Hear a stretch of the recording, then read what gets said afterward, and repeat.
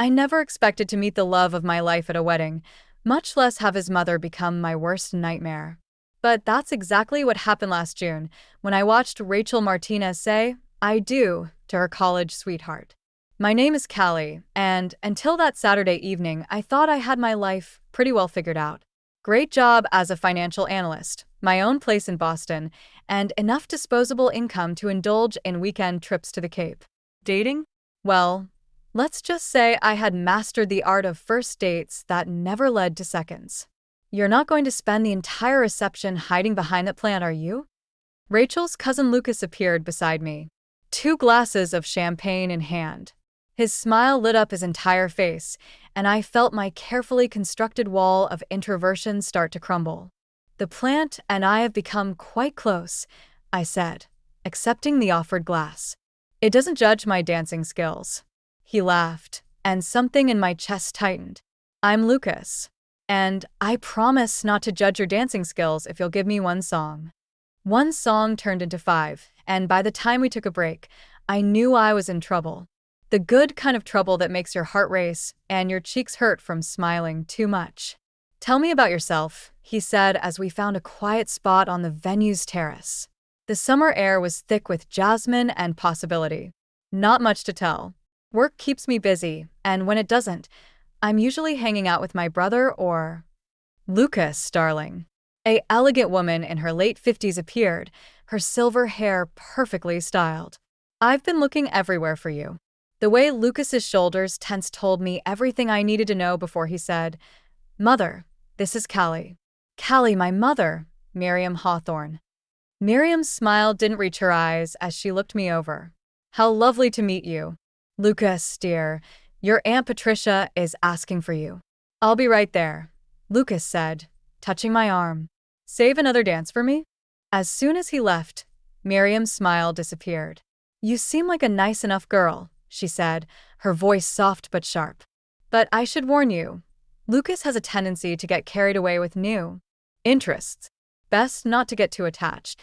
She glided away before I could respond, leaving me with a chill that had nothing to do with the evening breeze. I watched her rejoin the party, noting how she positioned herself between Lucas and the terrace where I stood. I should have taken her warnings seriously. Should have walked away right then. But something in her dismissal sparked a familiar determination in me. The same determination that got me through college after losing my parents, that landed me my dream job. I didn't know it then, but that moment marked the beginning of a war, one that would test everything I thought I knew about love, family, and just how far a mother would go to keep her son. 3 months into dating Lucas, I started noticing the little things. Like how Miriam would accidentally show up at restaurants where we were having dinner, or how she'd call Lucas with manufactured emergencies whenever we planned weekend getaways. But nothing prepared me for the day I found the letter. I was helping Lucas clean out his garage when I came across a dusty shoebox filled with old photos and papers. One yellowed envelope caught my eye. The handwriting was shaky, desperate. "What's this?" I held up the envelope, but Lucas had stepped outside to take a call from who else? His mother. I shouldn't have read it, but something about the tear-stained paper drew me in. The letter was dated 25 years ago, addressed to Miriam from someone named Thomas. "I know you'll never forgive me," it began. "Taking everything and leaving you and Lucas with nothing was unforgivable. I've started a new family now, but I think about you both every day. Find anything interesting?" Miriam's voice cut through the garage like ice. I jumped, the letter falling from my hands. "I'm sorry, I didn't mean to pry," I said, my heart racing. "I was just helping Lucas organize." "Of course you were." She picked up the letter, her fingers trembling slightly. "Always so helpful, aren't you? Always finding ways to insert yourself deeper into our lives." "Miriam, do you know what it's like?" Her voice dropped to a whisper. "To watch someone you love be slowly taken away? To see them choose someone else over their own family?" Before I could respond, Lucas returned. "Mom, what are you doing here?" Miriam's demeanor changed instantly, her smile bright but brittle. "Just dropping off some of your old things, darling. I was cleaning out the attic." That night, after everyone left, I called my brother Eli. She's scared, he said after I recounted everything. Sounds like she never dealt with what happened with Lucas's dad. I get that, but I'm not trying to steal Lucas away. I just want to be part of the family? Eli finished. Sis, you might have to accept that some wounds don't heal clean. People like Miriam, they see threats everywhere because they've been hurt too deep. I thought about the letter, about Miriam's trembling hands. Maybe. But there's something else, Eli. Something in the way she looked at me today. Like she was planning something. Be careful, Cal. People who are afraid of losing everything are capable of anything. After we hung up, I noticed a new email from an anonymous address. The subject line read, "What Lucas doesn't know about you." My finger hovered over the mouse. Sometimes I think back to that moment and wonder, if I hadn't opened that email, would everything that followed have happened differently? The anonymous email haunted me for days, but nothing compared to what happened that Sunday afternoon. I was meeting Eli for our weekly coffee catch-up when Miriam's Mercedes pulled into the cafe parking lot. Through the window, I watched her face transform as she saw Eli wrap me in a bear hug. He'd just told me about getting accepted to medical school, and my excitement had overwhelmed my usual public restraint. The bell above the door chimed like a warning. "So this is why you've been distancing yourself from Lucas," Miriam's voice carried across the cafe. Heads turned. Another man. I should have known. Eli stepped forward, extending his hand. "Hi, I don't care who you are." Miriam's hands shook as she pulled out her phone. "But Lucas will certainly be interested in these photos." My stomach dropped. "Miriam, this is my brother, Eli. My younger brother." She paused, her finger hovering over her phone. "Your brother?" "Check my driver's license," Eli said, reaching for his wallet. "Monroe, same as Callie, though I got the better looks." The color drained from Miriam's face, but something in her eyes hardened. "Well, isn't that convenient? A brother, who just happens to look nothing like you." "Because he takes after our dad, and I take after Mom," I said, my voice rising. "Just like those photos on my desk at work, the ones you saw when you dropped by unannounced last week." The cafe had gone silent. Eli touched my arm. "Cal, maybe we should." No. I stepped closer to Miriam. "I've tried understanding. I've been patient. But this has to stop." "You don't understand anything," Miriam whispered. "You think you can just walk into our lives, take my son away." "I'm not taking anyone away. Lucas isn't some possession to fight over. He's a grown man who can make his own choices." "That's what Thomas said too," she spat. "Right before he chose his new family over us." The pieces clicked together. The letter, the surveillance, the accusations. "I'm not Thomas," I said softly. "And Lucas isn't going to disappear just because he loves someone else too." Miriam's laugh was bitter. "Love? You've known him for 6 months. I've protected him for 35 years. And I won't let you destroy what's left of my family." She turned and walked out, but her last words hung in the air like smoke. "You'll see. Everyone shows their true colors eventually." That night, Lucas called. His voice was strange, distant. "We need to talk," he said. "Mom showed me something today. Something about your past." I felt the floor shift beneath my feet. Whatever Miriam had found or fabricated, I knew our lives were about to change forever. The email from Cecilia Grant, my mentor at work, couldn't have come at a worse time. "Urgent meeting.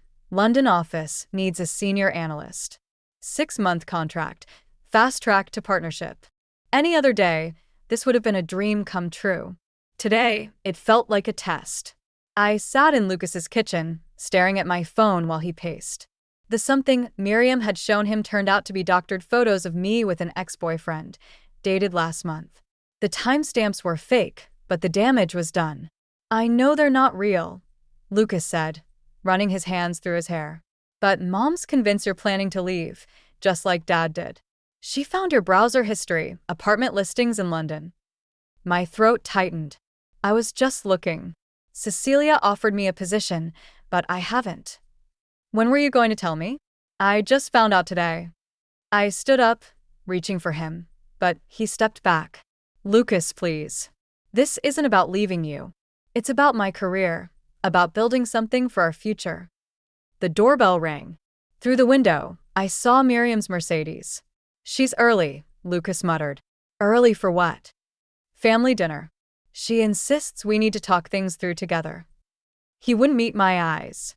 Maybe she's right. Maybe we need to clear the air. I grabbed my bag. I can't do this right now. Not with her. So you're running away? Miriam's voice came from the doorway. Lucas must have given her a key. Just like I warned you she would, darling. I'm not running. My voice shook. I'm choosing not to engage with someone who manipulates photos and stalks my brother. Photos can be explained, Miriam said smoothly. But can you explain why you've been secretly planning to move abroad? Why you've been meeting with real estate agents behind Lucas's back? Lucas's head snapped up. What real estate agents? I haven't. Then I remembered. Last week's lunch with Cecilia at that bistro. The man who'd stopped by our table wasn't a real estate agent, but from this angle, that's exactly what it might have looked like to someone watching from outside. My phone buzzed. Another email from Cecilia. Position needs to be filled by end of week. Are you in? Miriam smiled, that same cold smile from the wedding. Go ahead, Callie. Show Lucas who you really are. Take the job. Prove me right. I looked at Lucas, saw the doubt creeping into his eyes. Everything Miriam had orchestrated was leading to this moment, this choice. Stay and fight against her endless manipulations, or take the escape route she'd so carefully laid out for me. Either way, she wins. Unless. I opened the email and started typing my response, my hands steady for the first time in days. Sometimes the only way to beat someone at their own game is to change the rules entirely. I accepted the London position, but not in the way Miriam expected. My response to Cecilia was simple. I'll take it, but with one condition. I work remotely from Boston. The look on Miriam's face when I announced this at dinner was worth every moment of tension that followed. You're staying? Lucas squeezed my hand under the table. Of course I'm staying. I met Miriam's gaze across the table.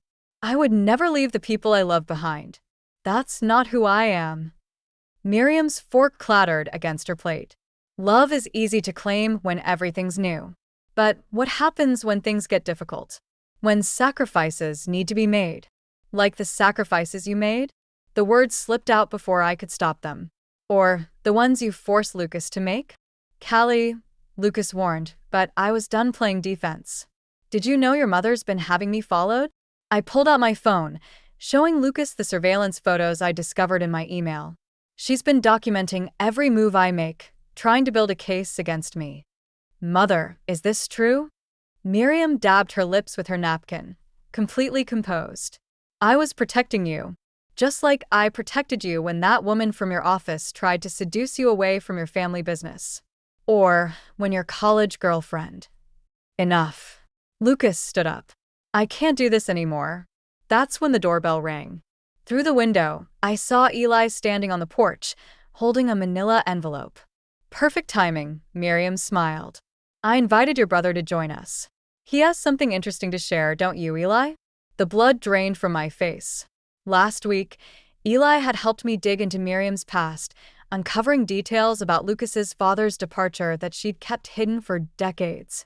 Information that could destroy her carefully constructed narrative. But the look on Eli's face told me Miriam had somehow gotten to him first. I'm sorry, Cal, he said, placing the envelope on the table. She found out about Dad's accident, about what really happened that night. My hands started shaking. The one secret I'd kept from everyone, even Lucas. The reason our parents weren't around anymore. Open it, Miriam commanded softly. Show Lucas who you really are. Show him how well you understand loss and abandonment. Lucas reached for the envelope, but I grabbed it first. You want the truth?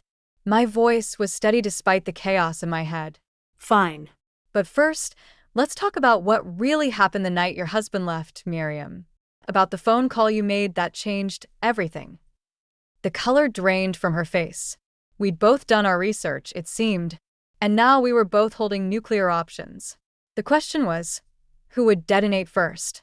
The silence in Lucas's dining room felt like a physical weight as I opened the envelope. Inside were photos of a mangled car wrapped around a tree, police reports, and a newspaper clipping from 15 years ago. My hands trembled as I laid them out on the table. I was 17, I said, my voice barely a whisper. Dad had been drinking. I should have taken his keys, but I was tired of being the responsible one, so I let him drive. Lucas reached for my hand, but I pulled away. I couldn't bear his comfort, not yet. The accident killed both your parents, Miriam said softly, almost sympathetically. But that's not the whole story, is it? Eli stepped forward. Callie, don't.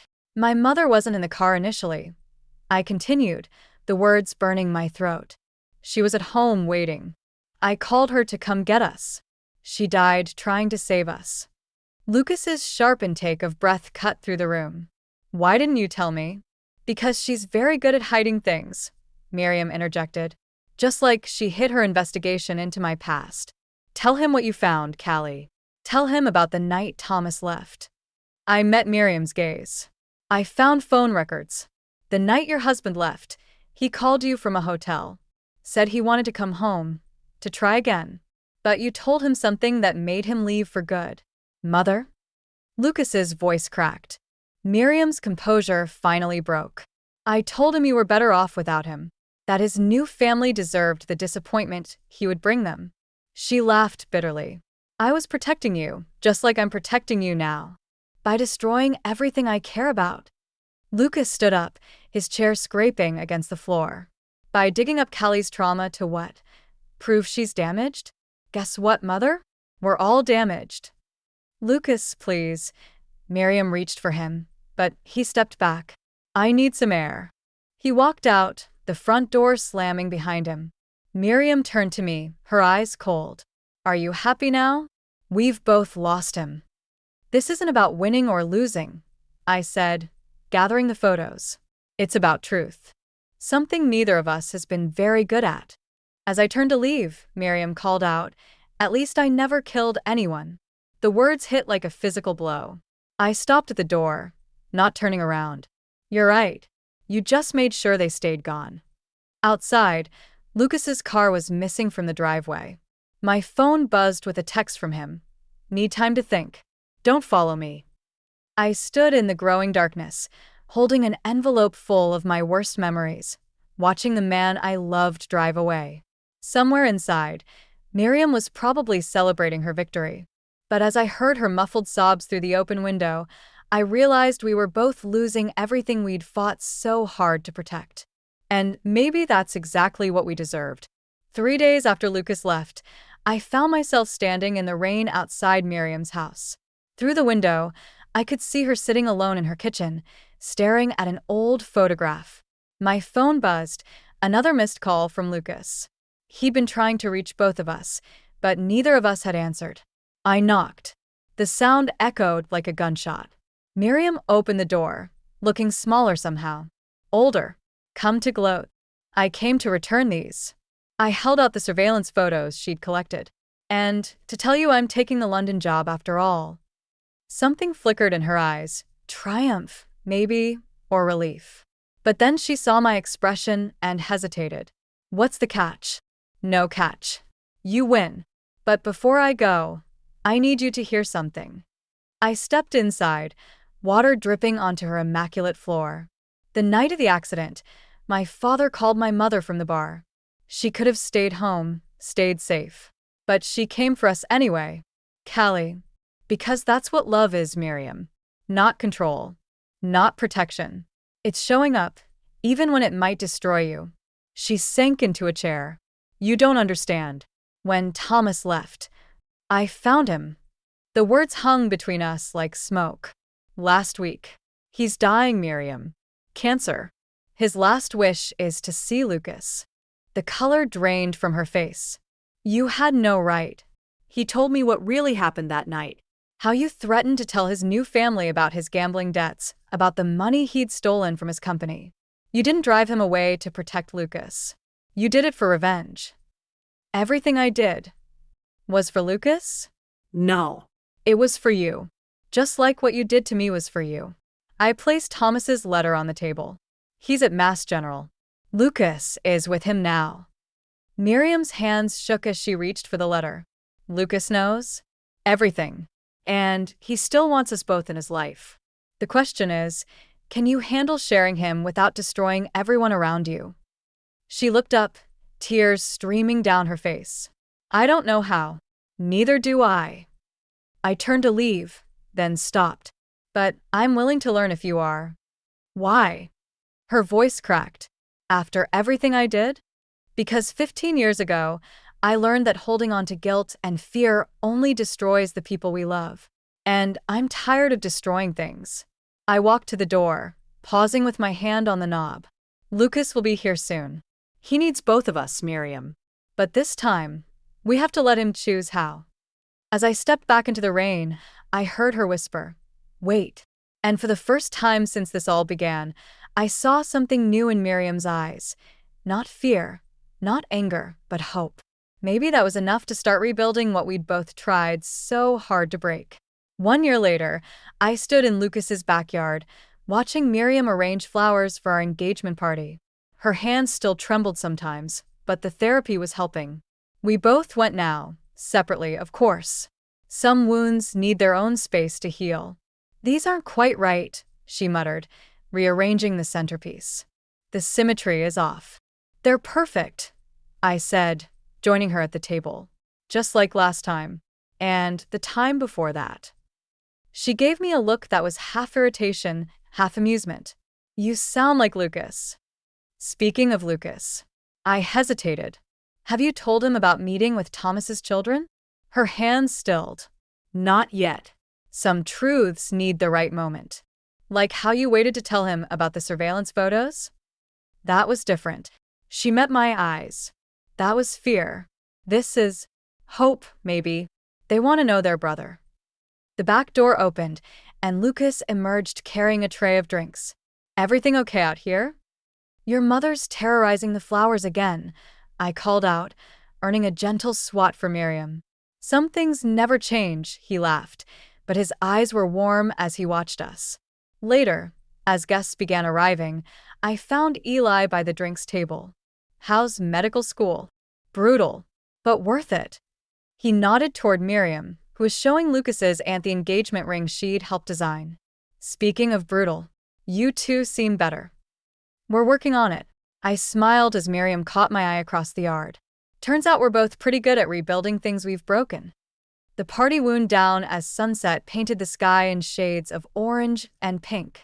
I found Miriam in the kitchen, washing dishes despite having caterers for that very purpose.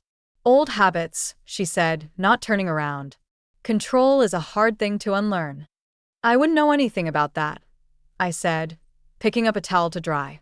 She handed me a wine glass, her expression thoughtful.